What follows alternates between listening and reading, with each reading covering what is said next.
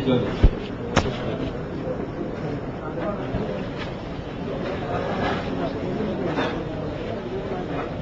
English లో ఏంటంటే involuntary unemployment. Involuntary unemployment.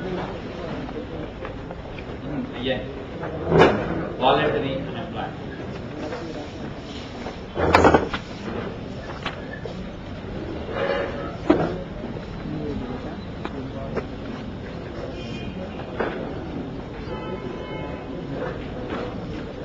Involuntary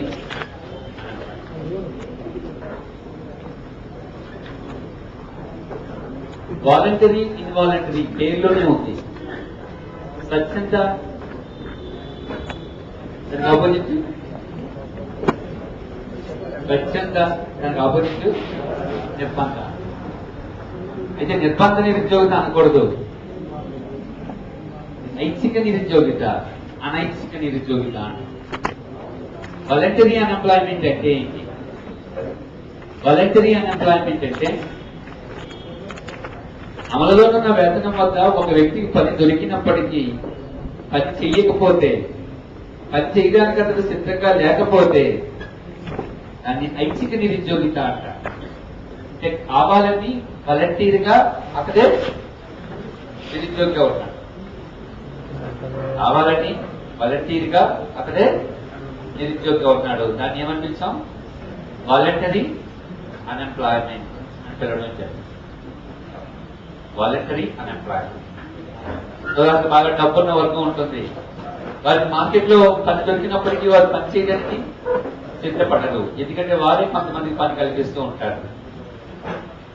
వారి ఆస్తులు, వారి ఆదాయం వారికి సరిపోతుంది. వాళ్ళు ఏ పని చేయడానికి సిద్ధపడరు. అమల్లోనున్న వేతనం వద్ద వారికి పని దొరికినప్పటికీ పని చేయడానికి సిద్ధపడరు. అలాంటి వారిని ఏమని పిలుస్తారు? అలాంటి వారిని ఐచ్ఛిక నిరుద్యోగిత. మరి అనైచ్ఛిక నిరుద్యోగిత అంటే, అనైచ్ఛిక అంటే అమల్లోనున్న వేతనం వద్ద పని చేయడానికి సిద్ధపడినప్పటికీ పని దొరకదు. మొదటి వారికి పని దొరుకుతుంది, వీళ్ళే పని చేయరు. ఐచ్ఛికంగా కావాలని వారికి వారే నిరుద్యోగులుగా ఉండిపోతారు. కాబట్టి దాన్ని ఐచ్ఛిక నిరుద్యోగిత. రెండో వర్గం ఏంటి? పని కొరకు ఎదురు చూస్తున్నప్పటికీ పని దొరకదు. ఇలాంటి వారిని అనైచ్ఛిక నిరుద్యోగిత అని పిలుస్తారు. ఇన్ జనరల్ అనైచ్ఛిక నిరుద్యోగితకి ఇంకొక పేరు నిరుద్యోగిత. ఎప్పుడే లెవెల్లో నిరుద్యోగిత అన్నా అనైచ్ఛిక నిరుద్యోగిత అన్నా ఒక్కటే. అర్థమైందా? సపోజ్ మీలో నిరుద్యోగిత ఉందండి. మీలో ఉన్న నిరుద్యోగిత ఐచ్ఛికంగా మీకు మీరే కావాలని నిరుద్యోగులుగా ఉన్నారా? మీరు ట్రై చేసినా రాలేదా? ప్రస్తుతానికి మీకు మీరు కావాలని ఏంటి? నిరుద్యోగులుగా లేదు. మీకు మీరు కావాలని నిరుద్యోగులుగా ఉంటే అదేంటి? ఐచ్ఛిక నిరుద్యోగిత. మనం ఉద్యోగం కొరకు ఎదురు చూస్తున్నప్పటికీ ఉద్యోగం రాకపోతే అది అనైచ్ఛిక నిరుద్యోగిత. అనైచ్ఛిక నిరుద్యోగితంగా ఒక్కటే. ఓకేనా? ఓకే. అనైచ్ఛిక నిరుద్యోగిత రైటింగ్ పెట్టారు కదా.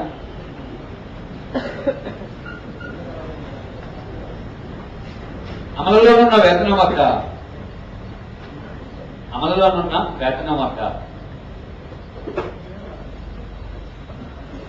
పని చేయడానికి సిద్ధపడినప్పటికీ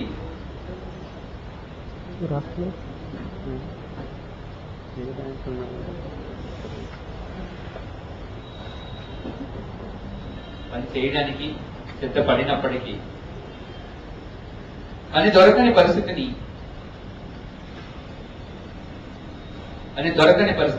అనైచ్ఛిక నిరుద్యోగిత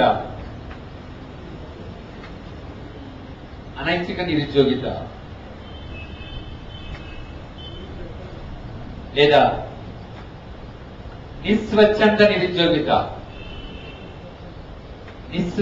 నిరుద్యోగిత అంటారు.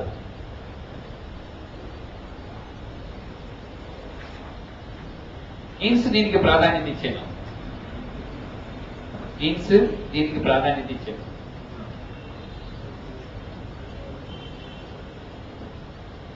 దీనికి ప్రాధాన్యత ఇచ్చింది. పెట్టుబడిదారీ దేశాలలో ఈ రకమైన నిరుద్యోగితే ఉంటుంది. పెట్టుబడిదారీ దేశాలలో ఈ రకమైన నిరుద్యోగితే ఉంటుంది.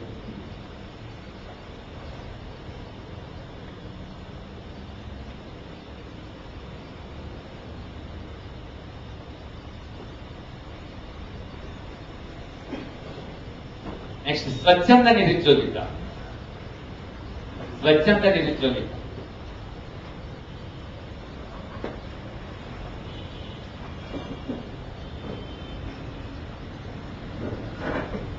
అమలులోనున్న వేతనం వద్ద పని దొరికినప్పటికీ అమలులోనున్న వేతనం వద్ద పని దొరికినప్పటికీ అమలులోనున్న వేతనం వద్ద పని దొరికినప్పటికీ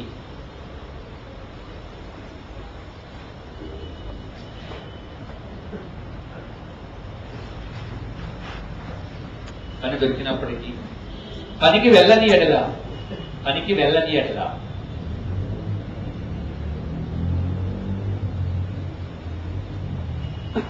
పనికి వెళ్ళని ఎడల దానిని స్వచ్ఛంద నిరుద్యోగిత అంటారు. దానిని స్వచ్ఛంద నిరుద్యోగిత అంటారు.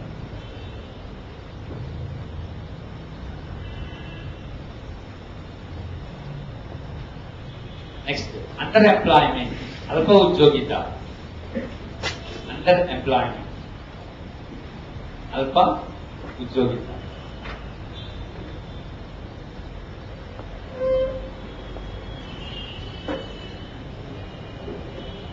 అండర్ ఎంప్లాయ్మెంట్, అల్ప ఉద్యోగిత.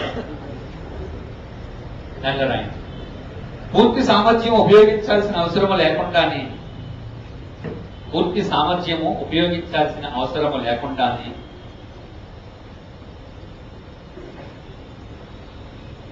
పూర్తి సామర్థ్యము ఉపయోగించాల్సిన అవసరము లేకుండానే తక్కువ సామర్థ్యం ఉపయోగించే పని చేయడాన్ని తక్కువ సామర్థ్యం ఉపయోగించే పని చేయడాన్ని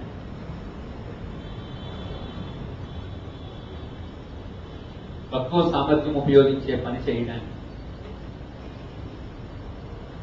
అల్ప ఉద్యోగిత అంటారు. అల్ప ఉద్యోగిత అంటారు.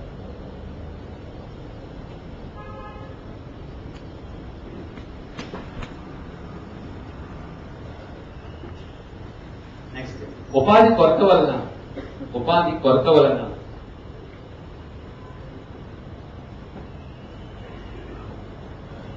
ఉపాధి కొరత వలన ఒక వ్యక్తి సామర్థ్యానికి తగిన పని దొరకకపోతే ఒక వ్యక్తి సామర్థ్యానికి తగిన పని దొరకకపోతే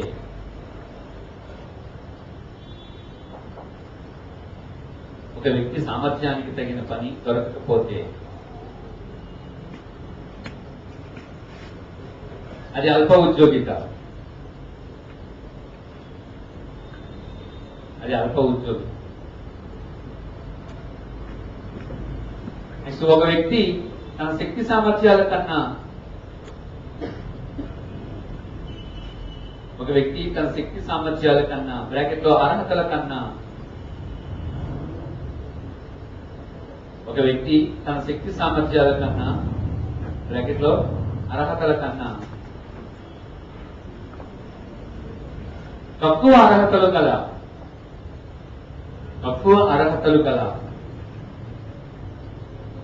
పనిలో పాల్గొంటే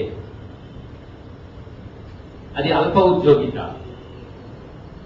అది అల్ప ఉద్యోగిత.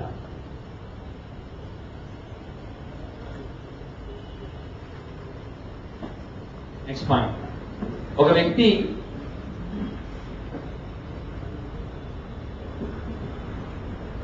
వ్యక్తి తన ఉత్పాదక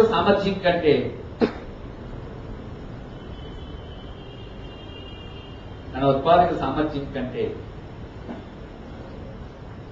తక్కువ ఉత్పత్తిని మాత్రమే ఒక వ్యక్తి తన ఉత్పాదక సామర్థ్యము కంటే తక్కువ ఉత్పత్తిని మాత్రమే దీనిలో ఉత్పత్తి చేయగలడు.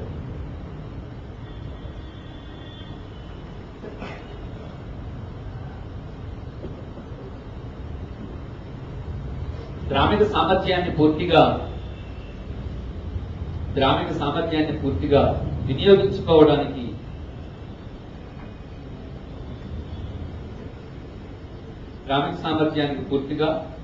వినియోగించుకోవడానికి ఇక్కడ వీలుండదు.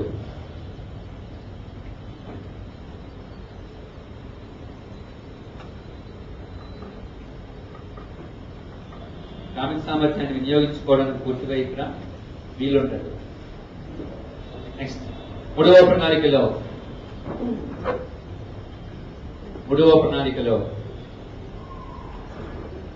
గ్రామీణ ప్రాంతాలలో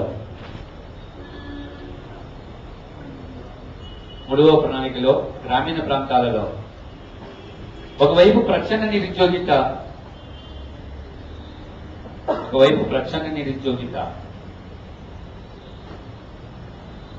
మరోవైపు అల్ప ఉద్యోగిత,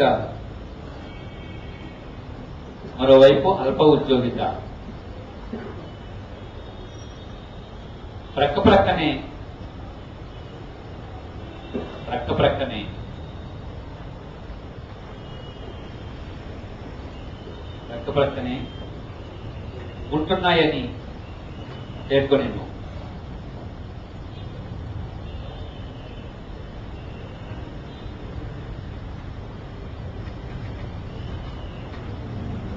నెక్స్ట్ సైడ్ హెడ్డింగ్ భారతదేశంలో నిరుద్యోగిత భావనలు.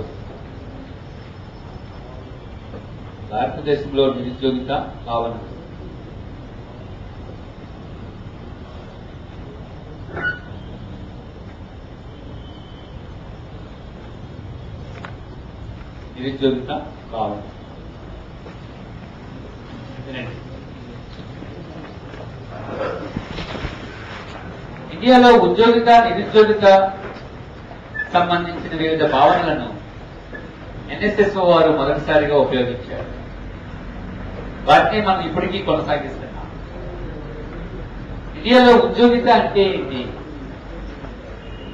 ఉద్యోగిత అంటే రోజుకి 8 గంటల చొప్పున సంవత్సరానికి 273 రోజులు పని లభిస్తే దానిని ఉద్యోగిత అని పిలుస్తారు. రోజుకి 8 గంటల చొప్పున సంవత్సరానికి 273 రోజులు పని లభిస్తే దానిని స్టాండర్డ్ పర్సన్ ఇయర్ అని పిలుస్తారు. స్టాండర్డ్ పర్సన్ ఇయర్ అని పిలుస్తారు. రోజుకి 8 గంటలకు తక్కువ కాకుండా సంవత్సరానికి 273 రోజులు పని లభిస్తే దానిని ఉద్యోగిత అని పిలుస్తారు. ఎన్ఎస్ఎస్ఓ వారు ఇచ్చిన నిర్వచనం. మరి నిరుద్యోగిత అంటే ఏంటి? 1972-73 నుంచి ఎన్ఎస్ఎస్ఓ వారు మన దేశ పరిస్థితులకి అనుగుణంగా 3 రకాల నిరుద్యోగితులను గణిస్తున్నారు. ఒకటి UPS, 2 CWS, 3 CDS. Usual principal status, usual weekly status, usual principal status, current weekly status, current daily status. సాధారణ స్థితి నిరుద్యోగిత, వారం వారీ స్థితి నిరుద్యోగిత, రోజువారీ స్థితి నిరుద్యోగిత. అందులో మొదటిది సాధారణ స్థితి నిరుద్యోగిత, usual principal status. Usual principal status అంటే ఏంటి? యూజువల్ ప్రిన్సిపల్ స్టేటస్ అంటే ఒక సంవత్సరంలో ఎక్కువ కాలం పని దొరకకపోతే 365 రోజుల్లో ఎక్కువ కాలం పని దొరకకపోతే దానిని సాధారణ స్థితి నిరుద్యోగిత అని పిలుస్తారు. సాధారణంగా విద్యావంతులు ఈ రకమైన ఉద్యోగిత కొరకు ఎదురు చూస్తారు. వీరికి 1 రోజులు, 2 నెలలు, 3 నెలలు ఏమైనా పని దొరికినప్పటికీ మీరు పని చేయడానికి సిద్ధపడరు. సపోజ్ మీరున్నారు, ఒక 2 నెలలు కాంట్రాక్ట్ మీద నెలకు 50,000 ఇస్తారు, పని చేస్తారా అంటే మీరు వెళ్తారా? వెళ్ళరు. ఎందుకంటే 2 నెలల్లో, 3 నెలల్లో, 6 నెలల్లో కాంట్రాక్ట్ వ్యవస్థ మీద డబ్బులు ఎక్కువ వస్తున్నాయి కదా అని వెళ్తే తర్వాత మీ లైఫ్ దెబ్బతింటుంది. మీరు ఏ ఉద్యోగానికి వెళ్తారు? ఓ 10,000 తక్కువ వచ్చినా ఏదైతే పెర్మనెంట్ ఎంప్లాయ్మెంట్ ఉంటుందో దానికే వెళ్తారు. కాబట్టి సర్వే చేసిన సంవత్సరంలో ఎక్కువ రోజులు ఏ పని లేకుండా ఉంటే, సంవత్సరంలో ఎక్కువ కాలం నిరుద్యోగితలో ఉంటే దానికి సాధారణ స్థితి నిరుద్యోగిత అని అంటారు. విద్యావంతుల్లో ఎక్కువగా ఈ రకమైన నిరుద్యోగితే ఉంటుంది. దీనిని ఓపెన్ అండ్ ఎంప్లాయ్మెంట్ అని కూడా పిలుస్తారు. బహిర్గత బహిరంగ నిరుద్యోగిత అని కూడా దీన్ని పిలుస్తారు. 2 కరెంట్ వీక్లీ స్టేటస్. ఎన్ఎస్ఎస్ వారు సర్వే చేసే వారంలో ఒక్కరోజు 1 గంట కూడా పని లేకపోతే దాన్ని వారం వారీ స్థితి నిరుద్యోగిత అని పిలుస్తారు. అంతకుముందు పని ఉంటే ఉండొచ్చు, బట్ ఈ సర్వే చేసిన వారంలో 1 రోజు పని ఉన్నా అతడు ఉద్యోగిగానే భావించబడతాడు. 1 గంట పని ఉన్నా అతడు ఉద్యోగిగానే భావించబడతాడు. ఒక సర్వే చేసే వారంలో 1 రోజు కానీ 1 గంట కానీ పని లేకపోతే దానిని వారం వారి స్థితి నిరుద్యోగిత అని అంటారు. సాధారణ స్థితి నిరుద్యోగితకి వారం వారి స్థితి నిరుద్యోగితకి మధ్య గల తేడా మనకి దేన్ని చెబుతుంది? కాలిక నిరుద్యోగితను చెబుతుంది. అంటే సర్వే చేయక ముందు వారంలో పని ఉంది, సర్వే చేసే వారంలో మనకు పని లేదు అంటే ఏ రకమైన నిరుద్యోగితలో ఉన్నావు నువ్వు? కాలిక నిరుద్యోగితలో ఉన్నావు అని అర్థం. కొన్ని కాలాల్లో పని దొరుకుతుంది, కొన్ని కాలాల్లో నీకు పని దొరకటం లేదు. ఓకేనండి. ఇక చివరిది కరెంట్ డైలీ స్టేటస్, రోజువారీ స్థితి నిరుద్యోగిత. పైన పేర్కొన్న 2 రోజుల ఆధారంగా నిరుద్యోగితని అంచనా వేస్తే, ఇది కాలం ఆధారంగా నిరుద్యోగితని అంచనా వేస్తాం. సర్వే చేసిన వారంలో ఎన్ని రోజులు పని దినాలు ఉన్నాయి, ఆ పని దినాల్లో రోజుకి 8 గంటల చొప్పున పని చేస్తే, సర్వే చేసే వారంలో పని దినాలు 6 అయితే 6 48 గంటలు. ఈ 48 గంటల్లో నీకు ఎన్ని గంటలు పని దొరికింది అని చెప్పేదే కరెంట్ డైలీ స్టేటస్. సపోజ్ 48 గంటల్లో నీకు 48 గంటల పని దొరికిందా, 24 గంటలే పని దొరికిందా, 6 గంటలే పని దొరికిందా అని క్యాలిక్యులేట్ చేస్తుంది. రోజువారీగా క్యాలిక్యులేట్ చేస్తుంది. ఒక రోజులో 4 గంటల కంటే తక్కువ పని దొరికితే దాన్ని హాఫ్ డే గాను, 4 గంటలు కానీ అంతకంటే ఎక్కువ కానీ పని దొరికితే దాన్ని ఫుల్ డే గాను భావిస్తారు. ఈ కరెంట్ డైలీ స్టేటస్ నిరుద్యోగిత అండర్ ఎంప్లాయ్మెంట్ ని కూడా సూచిస్తుంది. ఇలా 3 రకాల నిరుద్యోగితని ఎన్ఎస్ఎస్ వారు గణిస్తున్నారు. ఈ 3 రకాల నిరుద్యోగితలో permanent unemployment, chronical unemployment, open unemployment అని దేన్ని పిలుస్తారు? ఫస్టా, సెకండా, థర్డా? ఫస్ట్ యూజువల్ ప్రిన్సిపల్ స్టేటస్ తో కూడుకుని ఉన్న నిరుద్యోగితని పెర్మనెంట్ అన్ఎంప్లాయ్మెంట్ అని, ఓపెన్ అన్ఎంప్లాయ్మెంట్ అని, క్రానిక్ అన్ఎంప్లాయ్మెంట్ అని పిలుస్తారు. ఈ 3 రకాల నిరుద్యోగితలో అండర్ ఎంప్లాయ్మెంట్ ఎక్కువగా ఎందులో కనపడుతుంది? కరెంట్ డైలీ స్టేటస్ లో కనపడుతుంది. ఈ 3 రకాల నిరుద్యోగితల్లో ఏ నిరుద్యోగిత మనం సమగ్రమైన నిరుద్యోగిత, కాంప్రహెన్సివ్ అన్ఎంప్లాయ్మెంట్ అని పిలుస్తాము. 3వ దాన్నే కాంప్రహెన్సివ్ అన్ఎంప్లాయ్మెంట్ అని పిలుస్తాం. సమగ్రమైన నిరుద్యోగిత ఇదే. ఈరోజు ఇండియాలో నిరుద్యోగిత ఎంత అని ప్రశ్న వేస్తామంటే దేని మీద నువ్వు ప్రశ్న వేస్తున్నట్లు? యూపీఎస్ మీద, సిడబ్ల్యూఎస్ మీద, సిడిఎస్ మీద ప్రశ్న వేస్తుంది. సపోజ్ మీకు ఈరోజు గణాంకాల్లో 2004-05లో ఎన్ఎస్ఎస్ వారు 61వ రౌండ్ లో 8.28 నిరుద్యోగుతుందని, 66వ రౌండ్ లో 6.6 నిరుద్యోగుతుందని, 68వ రౌండ్ లో 5.6 నిరుద్యోగుతుందని చెప్పాను. ఆ నిరుద్యోగులు అన్ని దేనికి సంబంధించినది? సిడిఎస్ కి సంబంధించింది. ఈ 3 రకాల నిరుద్యోగితలో ఏ నిరుద్యోగిత ఎక్కువగా ఉంటుంది? ఈ 3 రకాల నిరుద్యోగితలో మనకి ఎక్కువగా ఏ నిరుద్యోగిత కనపడుతుంది? ఎక్కువ నిరుద్యోగిత ఏది అంటే చివరిది సిడిఎస్ నిరుద్యోగితే మనకి ఎక్కువగా కనిపిస్తుంది. ఎందుకంటే అది సమగ్రమైన నిరుద్యోగిత కాబట్టి. సమగ్రమైన నిరుద్యోగిత కాబట్టి మనకి అదే ఎక్కువగా కనిపిస్తుంది. ఓకేనా? మరొక రకంగా చెప్పాలంటే యూజువల్ ప్రిన్సిపల్ స్టేటస్ అన్ఎంప్లాయ్మెంట్ కంటే కరెంట్ వీక్లీ స్టేటస్ అన్ఎంప్లాయ్మెంట్ ఎక్కువగా ఉంటుంది. సపోజ్ ఎన్ఎస్ఎస్ వారు 66వ రౌండ్ చూస్తే యూపీఎస్ 2% ఉంది, వారం వారీ స్థితి నిరుద్యోగిత 3.6 ఉంది, రోజువారీ స్థితి నిరుద్యోగిత 6.6. అనగా ఇండియాలో ఓపెన్ అన్ఎంప్లాయ్మెంట్ కంటే అండర్ ఎంప్లాయ్మెంట్ ఎక్కువగా, అంతే కదా? శాశ్వత నిరుద్యోగిత కంటే అల్ప ఉద్యోగిత నిరుద్యోగితయే ఎక్కువ ఉంది. ఎందుకంటే దీనికంటే ఈ పదం విస్తృతమైనది, విశాలమైనది. కరెంట్ డైలీ స్టేటస్ అనేది ఇది దీర్ఘకాలంలో నిరుద్యోగిగా చెప్తుంది, ఇది దీర్ఘకాలంలో నిరుద్యోగులు ఉన్నవాడు ఎలాగో వాడు నిరుద్యోగే. ప్లస్ ఒక కాలంలో సర్వే చేసిన కాలంలో ఎన్ని గంటల పని ఉందో లేదో కూడా చెప్తుంది ఇది. అంటే అండర్ ఎంప్లాయ్మెంట్ కూడా చెప్తుంది. సో ఇండియాలో ఈ 3 రకాల నిరుద్యోగితలో సమగ్రమైన నిరుద్యోగిత ఏది అంటే ఏమని చెప్పుకున్నాం? కరెంట్ డైలీ స్టేటస్ నిరుద్యోగితని సమగ్రమైన నిరుద్యోగితగా పిలవవచ్చు. ఇవి ఇండియాలో నిరుద్యోగిత భావనలు. నోట్ చేయండి.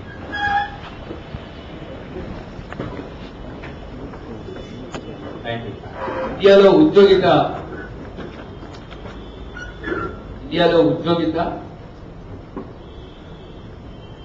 నిరుద్యోగితకు సంబంధించిన నివేదికలను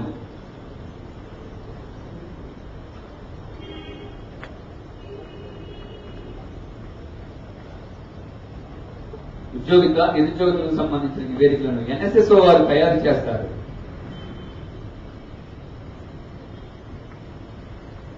ఎన్ఎస్ఎస్ఓ వారు తయారు చేస్తారు.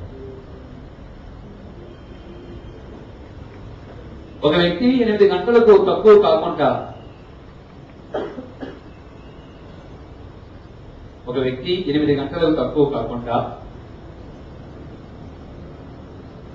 273 రోజులు పనిచేస్తే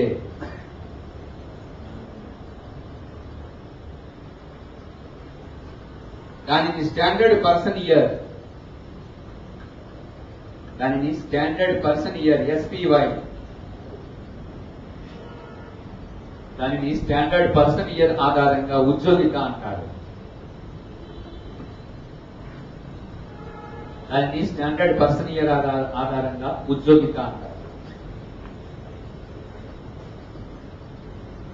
స్టాండర్డ్ పర్సన్ ఇయర్ ఆధారంగా ఉద్యోగిత అంటారు.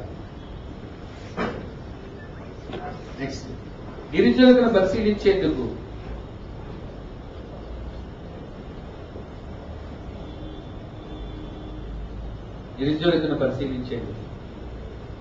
నియమించిన నిపుణుల బృందం సలహా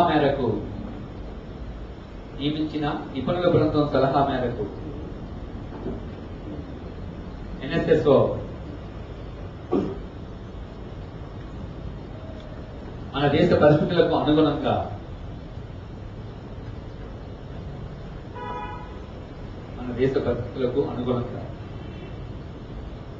నిరుద్యోగితకు సంబంధించిన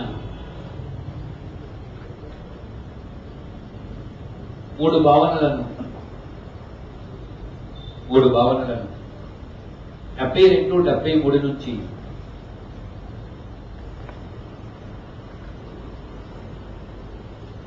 ఉపయోగిస్తున్నారు.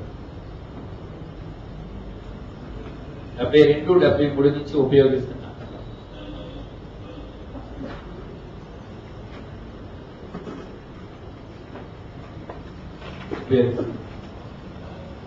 ఒకటి సాధారణ స్థితి నిరుద్యోగిత,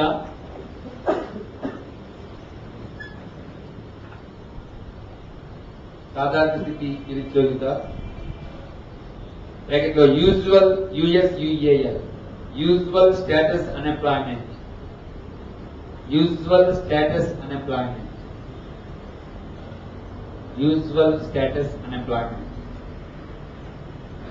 రెండు, వారం వారీ స్థితి నిరుద్యోగిత,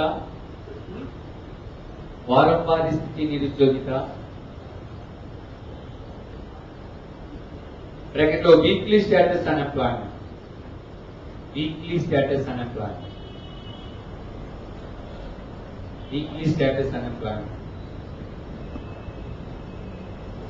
మూడు, రోజువారీ స్థితి నిరుద్యోగిత. Current daily status unemployment. బ్రాకెట్లో కరెంట్ డైలీ స్టేటస్ అన్ఎంప్లాయ్మెంట్.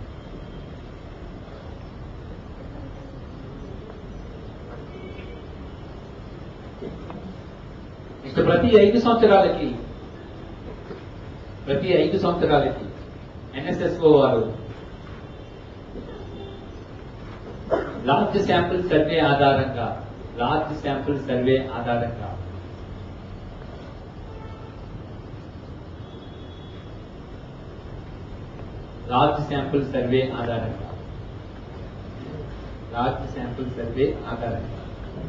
నిరుద్యోగితను అంచనా వేయును.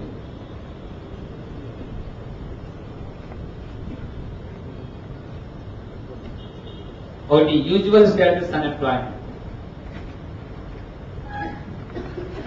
ఒకటి యూజువల్ స్టేటస్ అన్ఎంప్లాయ్మెంట్.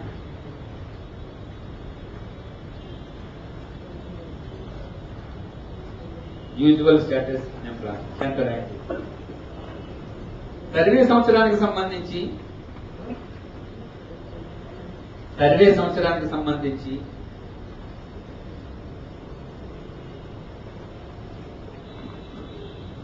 ఎక్కువ రోజులు పని కొరకు ఎదురు చూసినప్పటికీ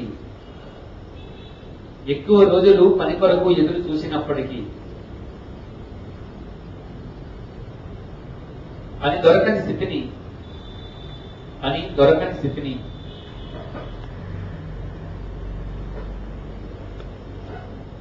యూజువల్ స్టేటస్ అన్ఎంప్లాయ్మెంట్ అంటారు.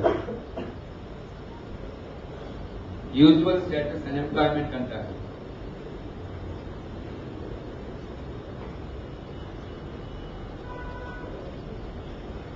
దీనిని దీర్ఘకాలిక లేదా శాశ్వత నిరుద్యోగిత అని పిలవవచ్చు.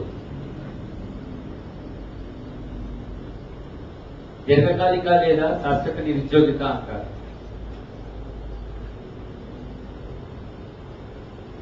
బ్రాకెట్లో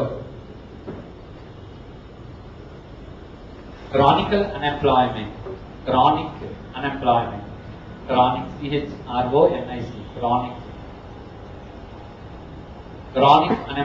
అంటారు. దీనిలో రెండు భాగాలు ఉంటాయి.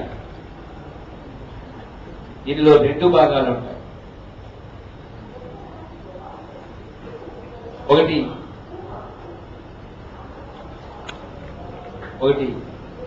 ప్రధాన రంగంలో నిరుద్యోగిత, బ్రాకెట్లో ఒకటి ప్రధాన రంగంలో నిరుద్యోగిత, బ్రాకెట్లో usual principal status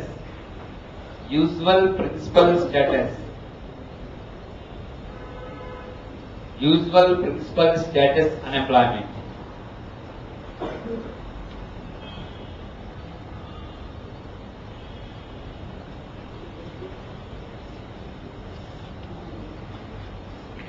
usual principal status unemployment. రెండు అనుబంధ రంగాలలో నిరుద్యోగిత,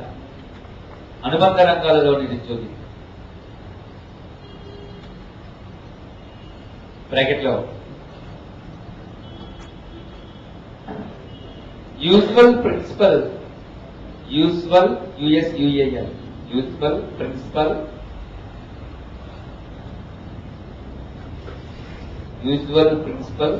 subsidiary status unemployment, subsidiary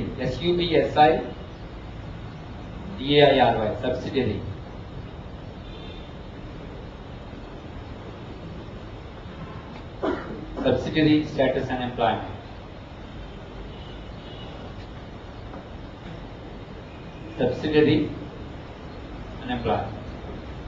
next రెండు వారం వారీ స్థితి నిరుద్యోగిత.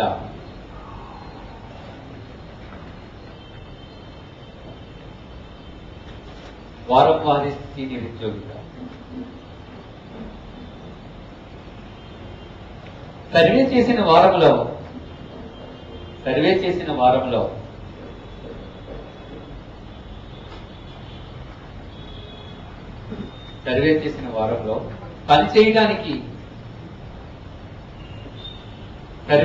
వారంలో పని చేయడానికి అందుబాటులో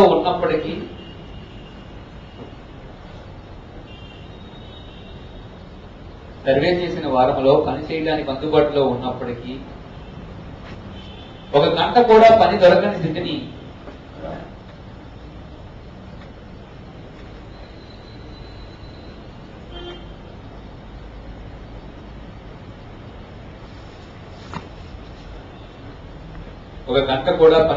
స్థితిని వారం వారీ నిరుద్యోగిత అంటారు.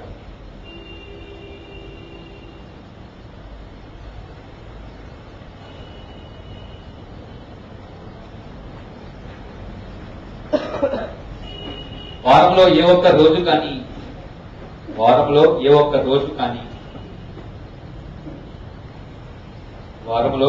రోజు కానీ గంట కానీ పని దొరికితే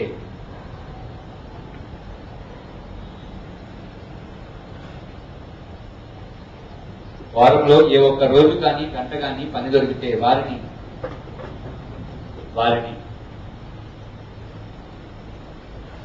ఉద్యోగులుగానే భావిస్తారు.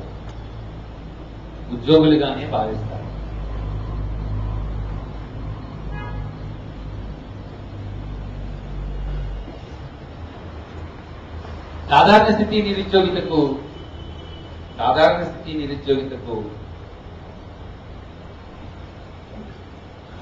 వారం వారీ స్థితి నిరుద్యోగితకు సాధారణ స్థితి నిరుద్యోగితకు వారం వారీ స్థితి నిరుద్యోగితకు గల తేడాను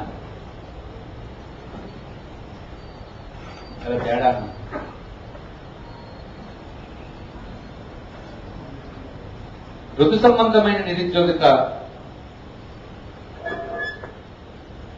గల తేడాను ఋతు సంబంధమైన నిరుద్యోగితను అంచనా వేయడానికి ఉపయోగిస్తారు. ఋతు సంబంధమైన నిరుద్యోగితను అంచనా వేయడానికి ఉపయోగిస్తారు.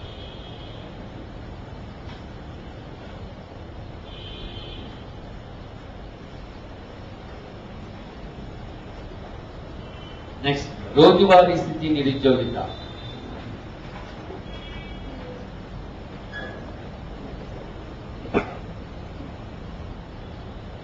రోజువారీ స్థితి నిరుద్యోగిత సర్వే చేసిన వారంలో పని దినాలుగా ఉన్న రోజులలో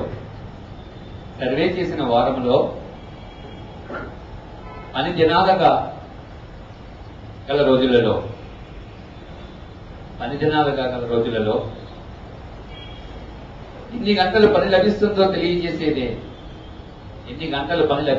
తెలియజేసేదే రోజువారీ స్థితి నిరుద్యోగిత.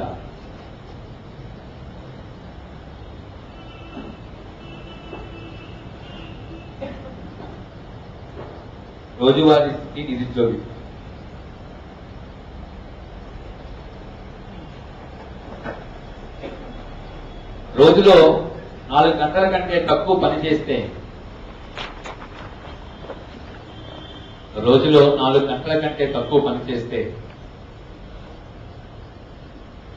హాఫ్ డే, సగం రోజని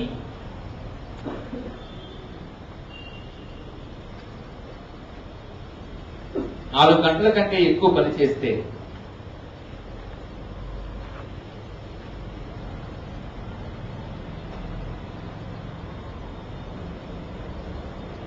ఫుల్ డే, పూర్తి రోజని భావిస్తారు.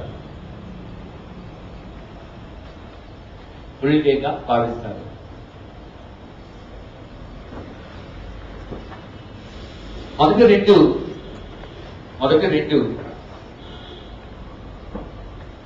నిరుద్యోగితను రోజులలో అంచనా వేయక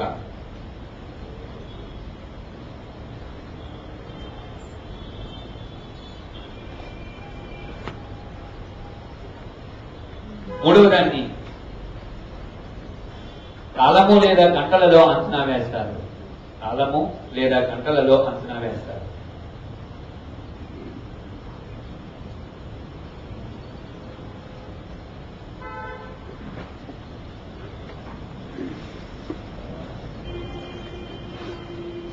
నెక్స్ట్,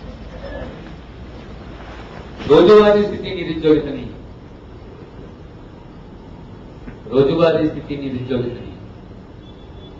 సమగ్ర నిరుద్యోగిత అంటారు. Comprehensive unemployment.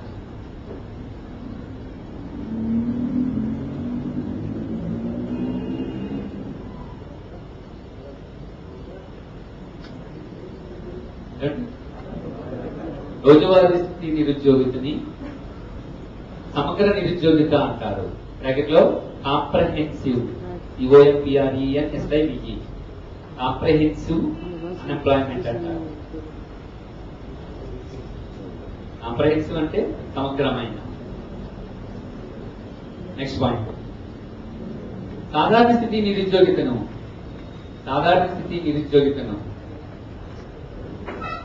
ఇండియాలో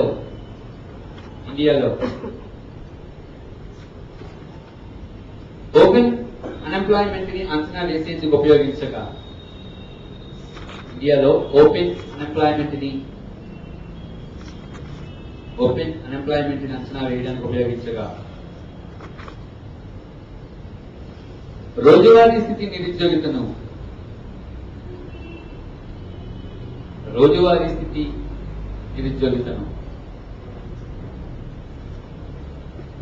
సమగ్ర నిరుద్యోగితను అంచనా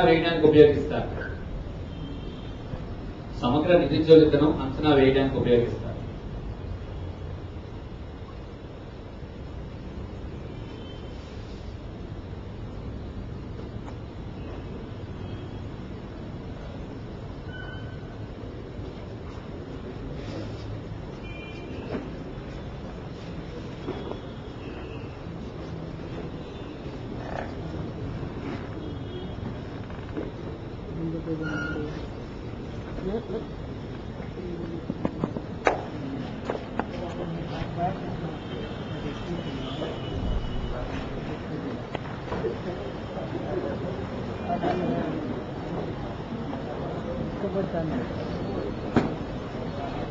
నెక్స్ట్ పాయింట్, ఇండియాలో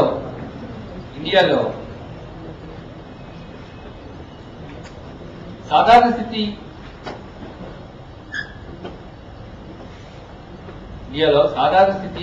నిరుద్యోగిత కంటే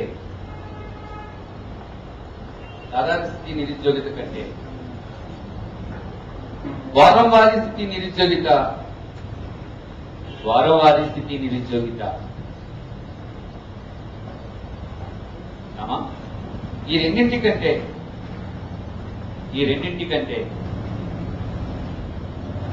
రోజువారీ స్థితి నిరుద్యోగిత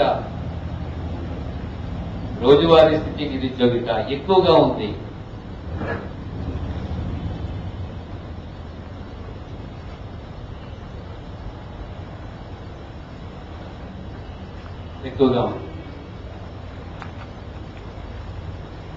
ఇదిగోనా ఉదాహరణకి 66వ రౌండ్ లో సాధారణ నిరుద్యోగిత 2%, సాధారణ స్థితి నిరుద్యోగిత 2%, దాని దిగువన CWS 3.6,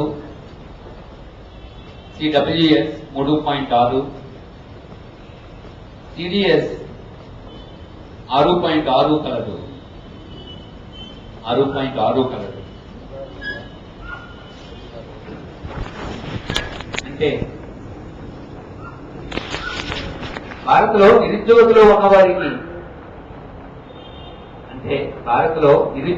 ఉన్నవారికి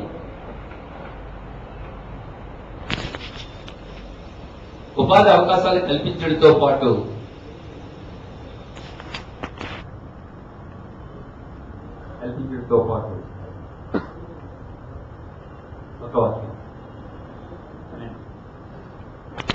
ఇండియాలో అన్ఎంప్లాయ్మెంట్ లో ఉన్న వారికి ఎంప్లాయ్మెంట్ కల్పించాలి. ఓకే, ఇంకా ఎవరికి కల్పించాలంటారు ఆ డేటా బట్టి?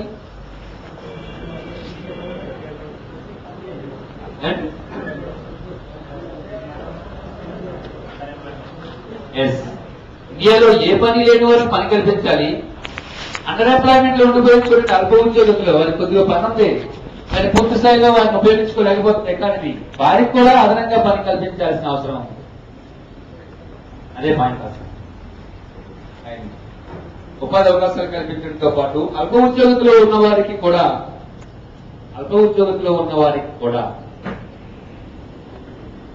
అదనంగా పని కల్పించాల్సి ఉంది.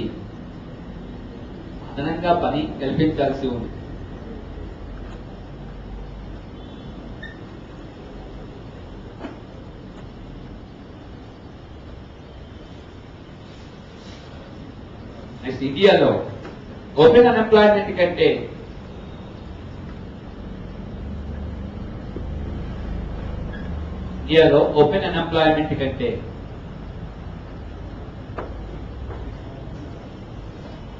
అండర్ ఎంప్లాయ్మెంట్ తీవ్ర సమస్యగా ఉంది.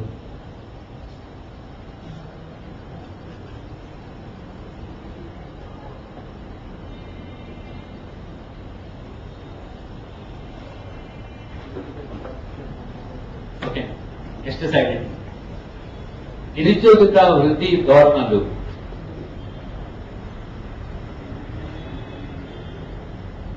నిరుద్యోగిత వృద్ధి ధోరణులు.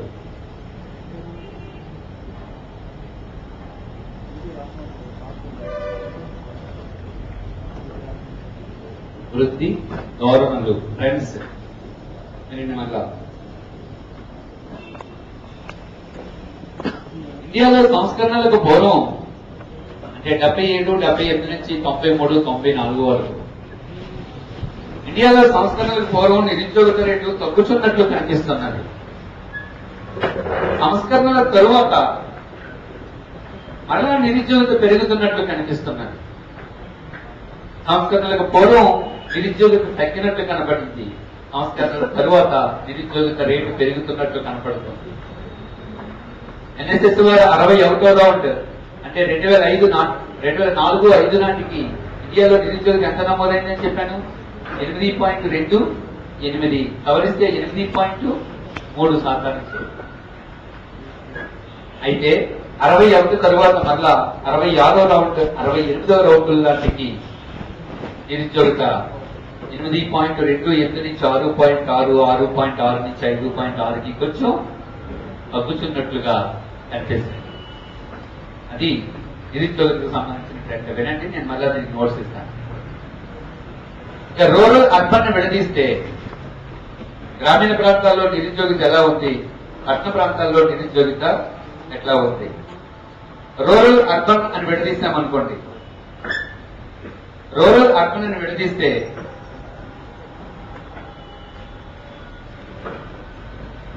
1977, 78, 2009, 10, 2011, 12 రూరల్లో నిరుద్యోగిత ఎలా ఉంది, అర్బన్ లో నిరుద్యోగిత ఎలా ఉంది, కంబైన్ నిరుద్యోగిత ఎలా ఉంది?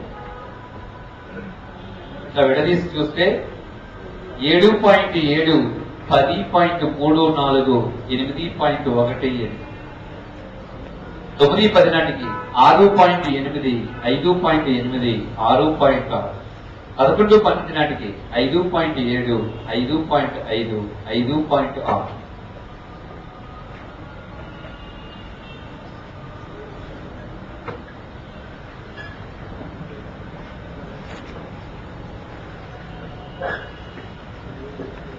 చూడండి, ఈ డేటాని అబ్జర్వ్ చేస్తే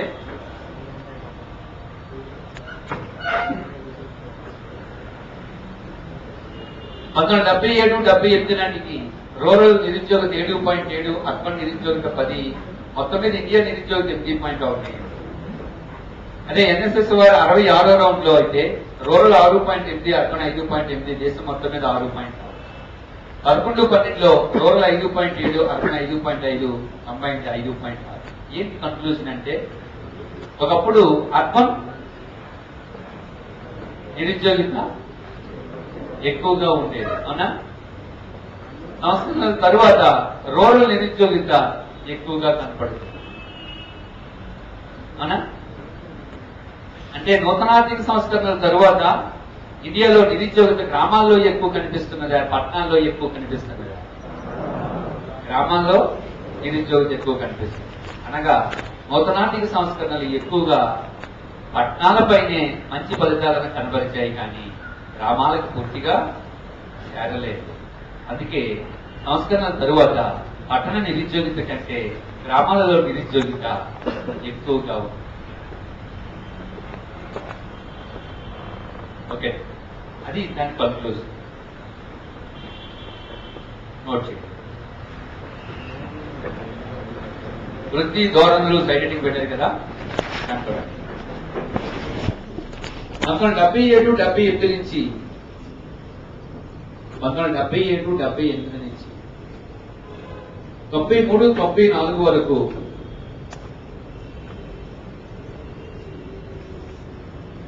93-94 వరకు అన్ని రకాల నిరుద్యోగిత రేట్లు తగ్గినవి.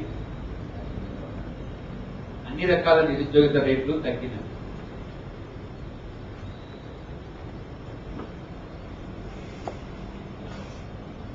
అన్ని రకాల నిరుద్యోగిత రేట్లు తగ్గినవి. సంస్కరణల తరువాత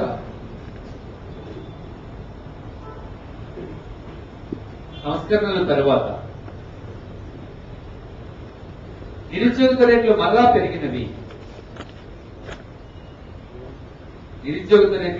పెరిగినవి.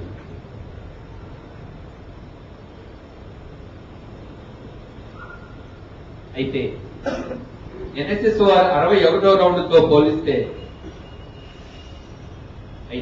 ఎన్ఎస్ఎస్ఓ వారి 61వ రౌండ్ బ్రాకెట్ లో 8.28%. బ్రాకెట్ లో 8.28%. ఎన్ఎస్ఎస్ఓ వారి 61వ రౌండ్తో పోలిస్తే 66వ రౌండ్ నాటికి బ్రాకెట్ లో 6.6. 66వ రౌండ్ నాటికి నిరుద్యోగిత కొంత తగ్గినది.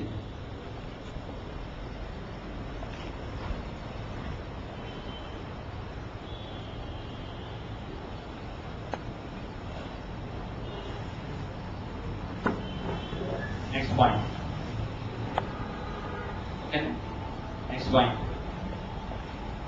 గ్రామాల పట్టణ నిరుద్యోగిత సైడింగ్ పెట్టండి. గ్రామాల పట్టణ నిరుద్యోగిత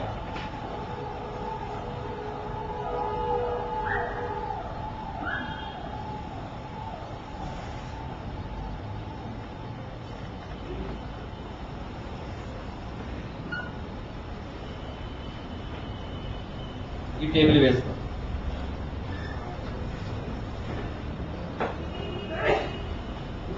టేబుల్ వేసుకో.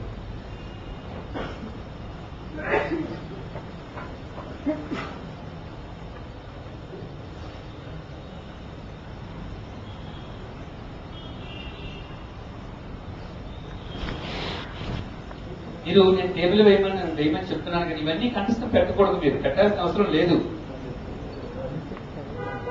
నేను ఎందుకు స్ట్రెస్ ఇస్తానంటే మీరు చదివేటప్పుడు విసుగొస్తుంది మళ్ళీ యాక్టివిటీ చూసి. అలాగే నా టేబుల్ ఇవ్వలేదు అనుకోండి మీకు కాన్సెప్ట్ అర్థం అవుతుంది. మీరు ఆ టేబుల్లో చదవాల్సింది ఏంటి? 66వ రౌండ్లో 6.6, 68వ రౌండ్లో 5.6 చదవండి. నెక్స్ట్ ఈ రెండు కంపేర్ చేయండి. ఏంటి కంపేర్ చేయడం? పట్టణాల్లో కంటే గ్రామాల్లో నిరుద్యోగిత ఎక్కువ ఉంది అని చెప్పడమే మన ఉద్దేశం అక్కడ. అంతేగాని విడివిడిగా మీరు కంఠస్థం అయితే పెట్టాల్సిన అవసరం లేదు.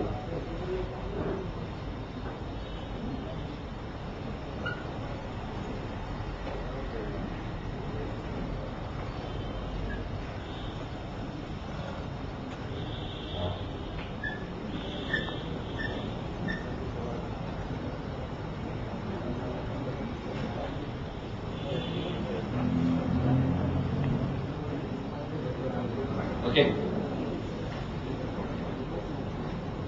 ఇదిగో నాయన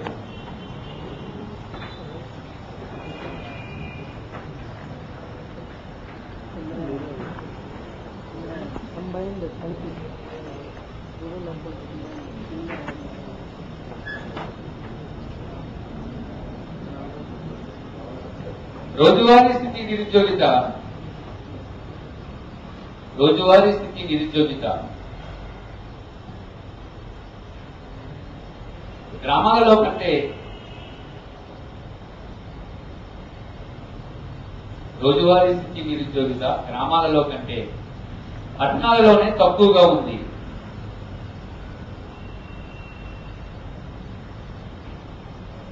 గ్రామాల్లో కంటే పట్టణాల్లోనే తక్కువగా ఉంది. అంటే సంస్కరణల ప్రభావము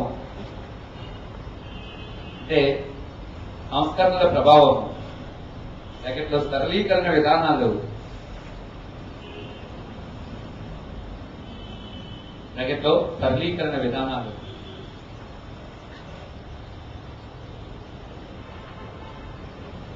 గ్రామీణ ఆర్థిక వ్యవస్థ పట్ల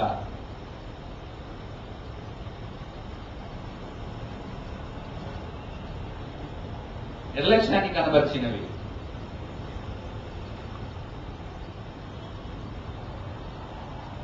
సంస్కరణల ప్రభావము గ్రామీణ ఆర్థిక వ్యవస్థ పట్ల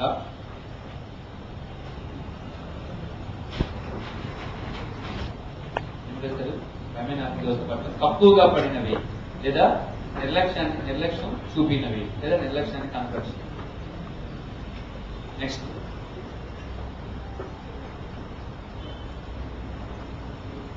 పట్టణాల్లో సంఘటిత రంగంలో నిరుద్యోగత ఎక్కువగా ఉంది. పట్టణాలలో సంఘటిత రంగంలో నిరుద్యోగత ఎక్కువగా ఉంది. గ్రామాలలో ప్రచురణ నిరుద్యోగత ఎక్కువగా ఉంది. గ్రామాల్లో ప్రచురణ నిరుద్యోగత ఎక్కువగా ఉంది.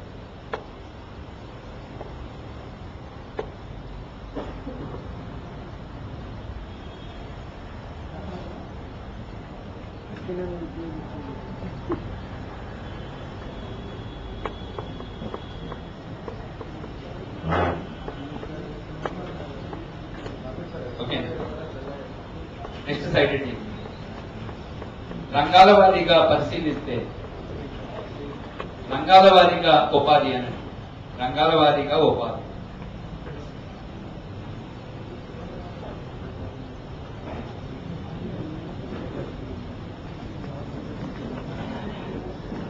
రంగాల వారీగా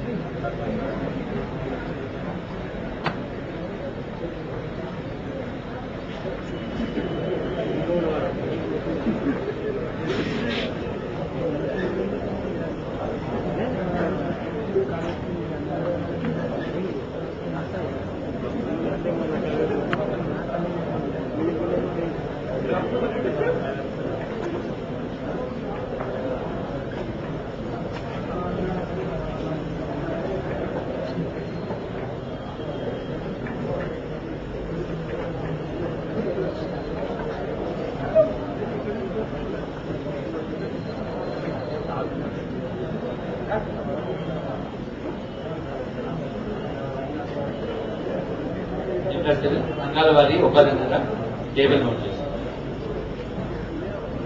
మేము అర్థం అవ్వదు కదా టేబుల్ చెప్తే నోట్ చేయండి. అగ్రికల్చర్ వ్యవసాయం. రెండోది మైనింగ్ అండ్ క్వారీయింగ్. ఇది ఆల్రెడీ మన జాతీయ ఆదాయంలో వచ్చినవి ఏంటంటే అవన్నీ వ్యవసాయము, mining and quarrying, manufacturing,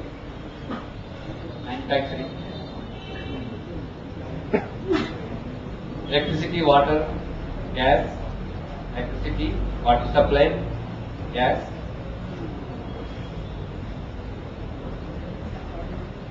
construction, నిర్మాణ రంగము, construction, trade, hotels, restaurants, వర్తకము, హోటళ్లు, restaurant.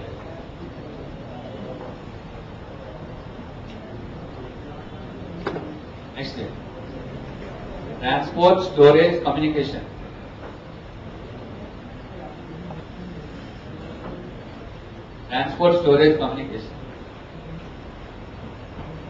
Next insurance, banking, real estate.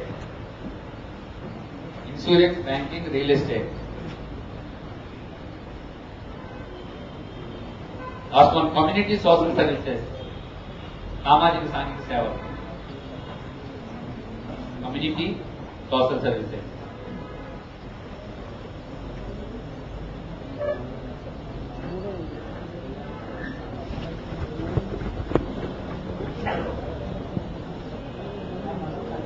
చెప్తున్నాను, ఇది జాతీయ ఆదాయం కాబట్టి మర్చిపోయినట్టున్నారండి.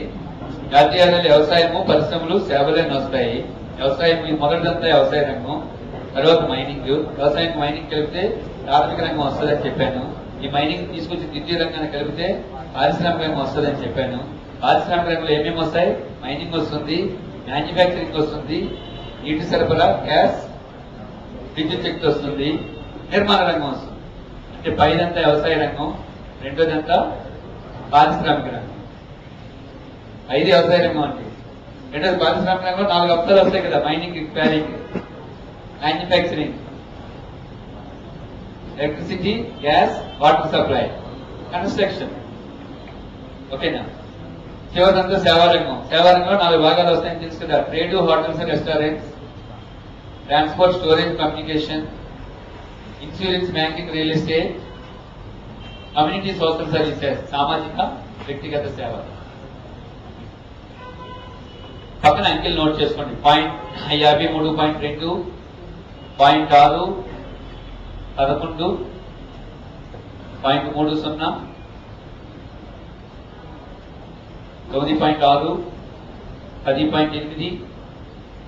4.3, 2.10, 6.10.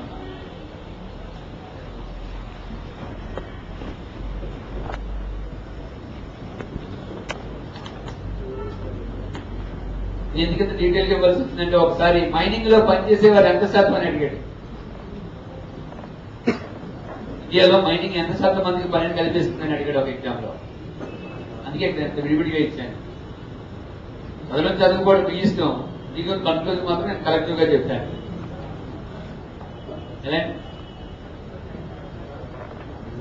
కన్స్ట్రక్షన్ 9.6 పైకి వచ్చిందా?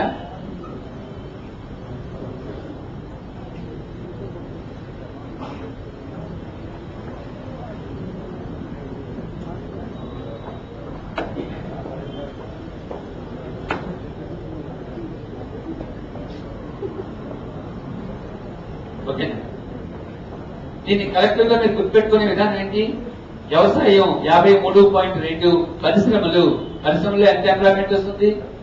నిలబడి ఎంత వచ్చింది? 0, 6, 3, 9, 6, 15 అంటే 1, 12, 12, 21, 21.5. 11, 9, 20, 20.6, 20.6, 21.2, 21.5. ఇప్పుడు సేవారంగం అంతా కలపండి. కలిపితే ఎంత వస్తుంది?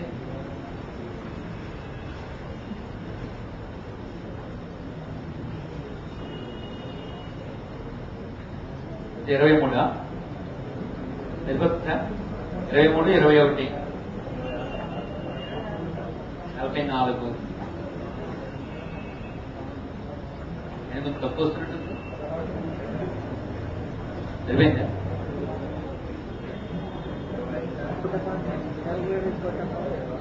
దిగువ రాయండి. 2009-10 నాటికి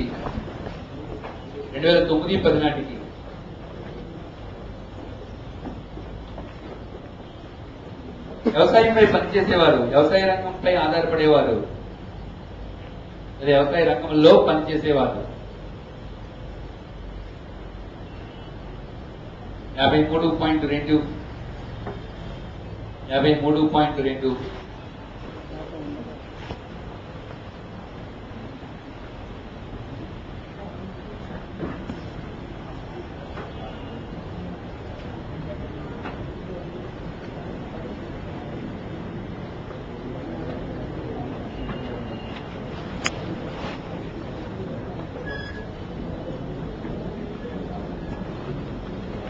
పారిశ్రామిక రంగంలో పనిచేసేవారు 21.5,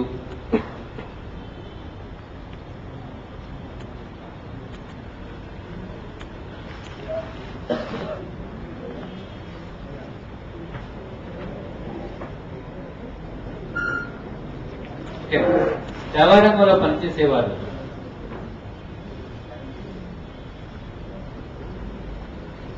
23 నుంచి 24%. 23 నుంచి 24%. అంటే నేటికి సగం కంటే ఎక్కువ మంది వ్యవసాయంపైనే ఆధారపడి జీవిస్తున్నారు.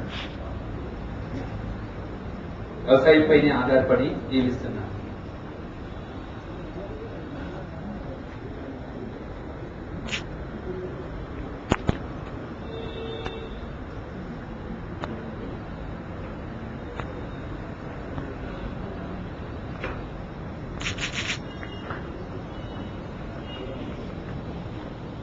ఓకే,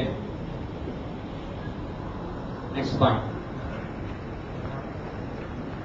ఉద్యోగుల స్వభావం బట్టి రకాలు. ఉద్యోగుల స్వభావం బట్టి రకాలు.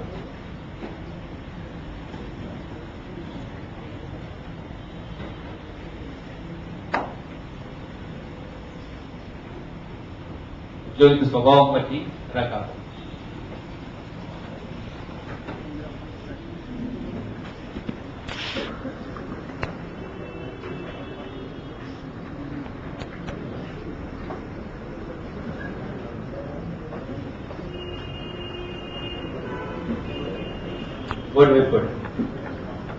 ఉద్యోగ స్వభావం బట్టి ఉద్యోగులను 3 రకాలుగా విడదీయవచ్చు. Self employment, regular employment, casual employment. Self employment అంటే ఐడియా ఉంది కదా, ఎవరిపైన మనం ఎవరి వద్ద పని చేయకుండా మనమే ఒక సొంత వ్యాపారాన్నో, ఒక సొంత క్లినిక్ నో, ఒక సొంత సెంటర్ నో ఏర్పాటు చేసుకుని మన ఆర్థిక స్థోమతను మనమే మెరుగుపరుచుకుంటే అది సెల్ఫ్ ఎంప్లాయ్మెంట్. రెగ్యులర్ ఎంప్లాయ్మెంట్ అంటే వేరే సంస్థలో మనం పనిచేస్తూ ఉంటాం, అది regular employment. Like government employment and corporate sector employment, అది రెగ్యులర్ ఎంప్లాయ్మెంట్. క్యాజువల్ ఎంప్లాయ్మెంట్ అంటే తెలుసు కదా, ఈ రోజు పనికి వెళ్తే కూలీ వస్తుంది, ఈ రోజు పనికి వెళ్ళకపోతే కూలీ రావు. సో ఎంప్లాయ్మెంట్ స్వభావం బట్టి ఎంప్లాయ్మెంట్ మనం 3 రకాలుగా విడదీస్తాం. Self employment, regular employment and casual employment. ఇలా విడదీస్తే బట్ కొత్త గణాంకాల్లో డేటా ఎట్లా వచ్చింది అంటే 2009-10 నుంచి 2011-12 మధ్యలో ఇచ్చాడు. 9-10 అంటే 66వ రౌండ్, 68వ రౌండ్, మళ్ళా 66వ రౌండ్, 68వ రౌండ్, మళ్ళా 66వ రౌండ్, 68వ రౌండ్. అంటే అర్థం ఏంటి? 66వ రౌండ్కి 68వ రౌండ్కి సెల్ఫ్ ఎంప్లాయ్మెంట్ లో మార్పు ఏమొచ్చింది, రెగ్యులర్ ఎంప్లాయ్మెంట్ లో మార్పు ఏమొచ్చింది, క్యాజువల్ ఎంప్లాయ్మెంట్ లో మార్పు ఏమొచ్చింది. ఎక్కడ రూరల్ లో ఎలా వచ్చింది, అర్బన్ లో ఎలా వచ్చింది, కంబైన్ ఎలా వచ్చింది. మనం ఇవన్నీ కనిపిస్తాం పెట్టవలసి లేదు, జస్ట్ ఒక 2 వాక్యాలు దిగువన రాస్తాం, ఆ వాక్యాలు చదువుకుంటే చాలు. 54.2, 56 ఫార్మేట్ నోట్ చేయండి, కనపడదు. ఫార్మేట్ నోట్ చేయండి, కొంచెం స్పేసెస్ గా రాయండి.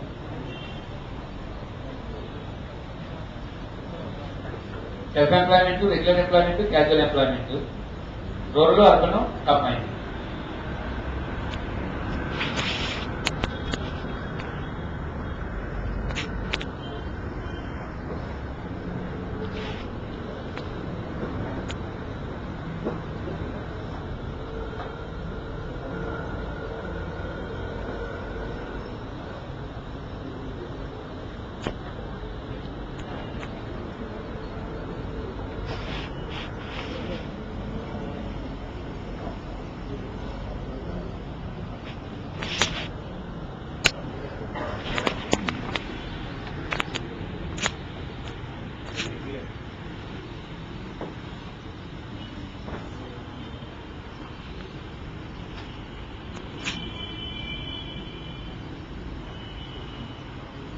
ఓకేనా,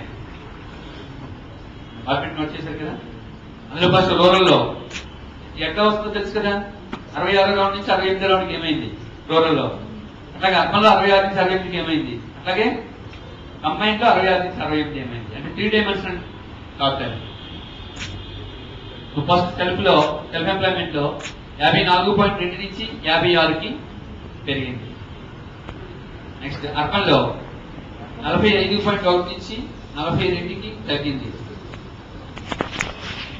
కంబైన్ లో 51 నుంచి 52కి పెరిగింది. ర్యాంకులు వేయండి, దిగున్న ఒక 2 వాక్యాలు రాయిస్తాను. 45.1, 42, 51.0, 52. సెల్ఫ్ ఎంప్లాయ్మెంట్ నోట్ చేశారా?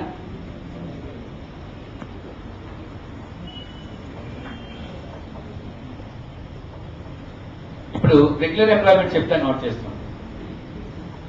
7.39 7.39 అర్బన్ లో 41.4 43 కంబైన్డ్ లో 15.6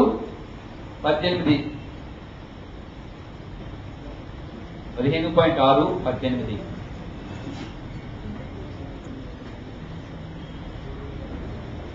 ఓకేనా. నెక్స్ట్ క్యాజువల్ ఎంప్లాయ్మెంట్ లో 38.6 35 17.5 15 నెక్స్ట్ 33.5 30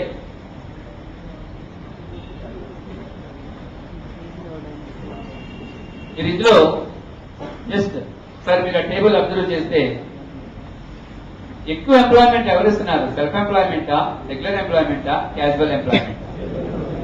సెల్ఫ్. అవునా? సెల్ఫ్ తర్వాత సెకండ్ ప్లేస్ క్యాజువల్ ఎంప్లాయ్మెంట్, చివరిది రెగ్యులర్ ఎంప్లాయ్మెంట్. అంటే అది ఒకటి చదువుతారు, మిగతా ఒక రెండు మూడు వాక్యాలు కంపేర్ చేసి చెప్తాను. ఓకే. 2011-12 నాటికి 2011-12 నాటికి బ్రాకెట్లో 68వ రౌండ్, 2011-12 నాటికి బ్రాకెట్లో 68వ రౌండ్ నాటికి 52% మంది స్వయం ఉపాధిలో ఉండగా 52% మంది స్వయం ఉపాధిలో ఉండగా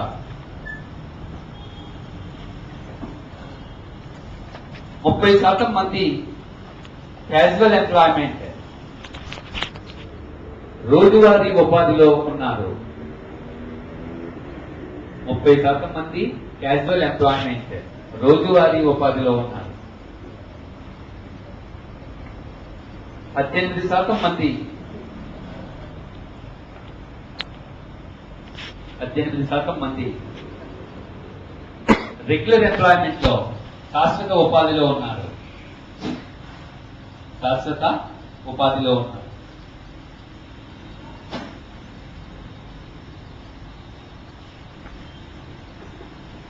ఓకే. నెక్స్ట్ పాయింట్, గ్రామాలలో సెల్ఫ్ ఎంప్లాయ్మెంట్ ఎక్కువ ఉండగా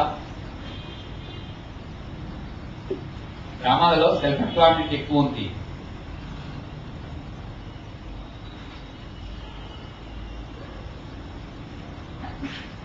దాని దిగున పట్టణాలలో 68వ రౌండ్ లో ఏది ఎక్కువ ఉంది? బోర్డు వైపు కాదు, మీ నోట్స్ చూడండి. పట్టణాల్లో 68వ రౌండ్ లో ఏది ఎక్కువ ఉంది? రెగ్యులర్ ఎంప్లాయ్మెంట్ ఎక్కువ ఉంది.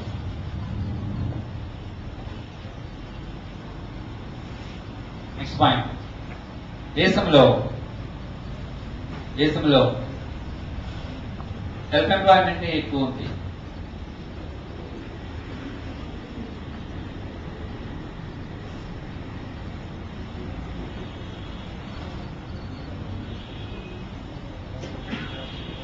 నెక్స్ట్ పాయింట్,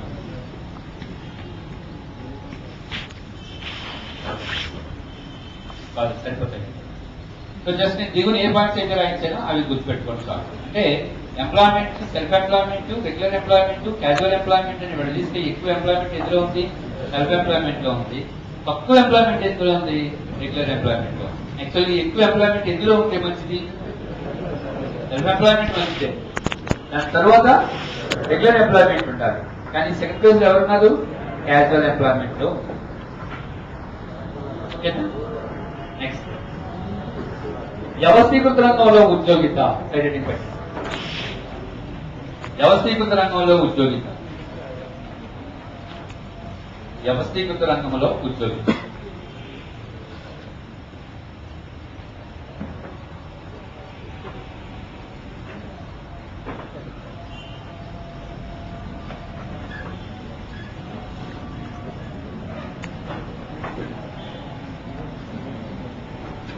బోర్డు వైపు చూడండి.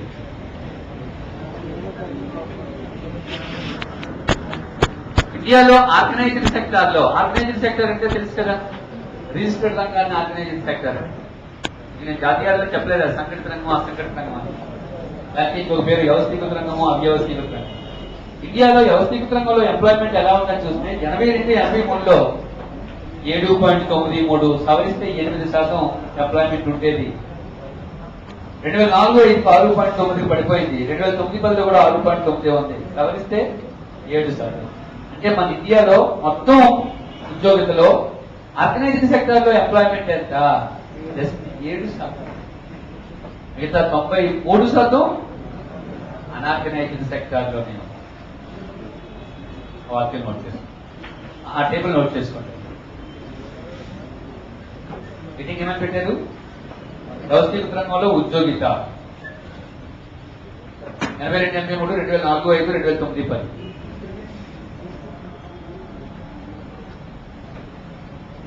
ఏడు 7.93, 6.9, 6.9.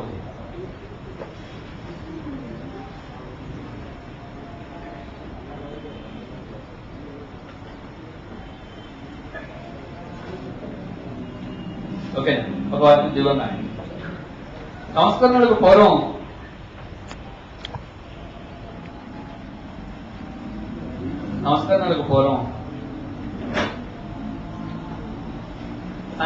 సంఘటిత రంగంలో ఉపాధి శాతం కంటే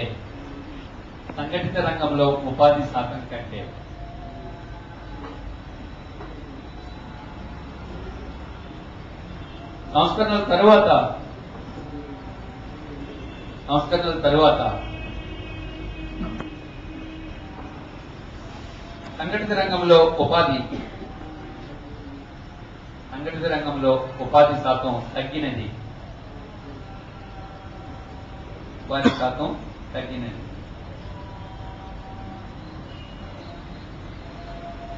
2009-10 నాటికి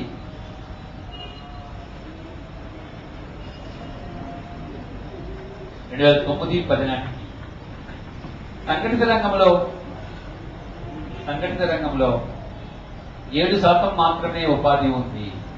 7% బ్రాకెట్లో 6.9, 7% బ్రాకెట్లో 6.9, ఎగ్జాక్ట్ గా 6.9 సవరిస్తే 7 7% మాత్రమే ఉపాధి ఉంది. ఓకేనా? మిగిలిన రేపు మళ్ళా చెప్తాను, రేపు 7:30. ఈరోజు మధ్యాహ్నం క్లాస్ కదా.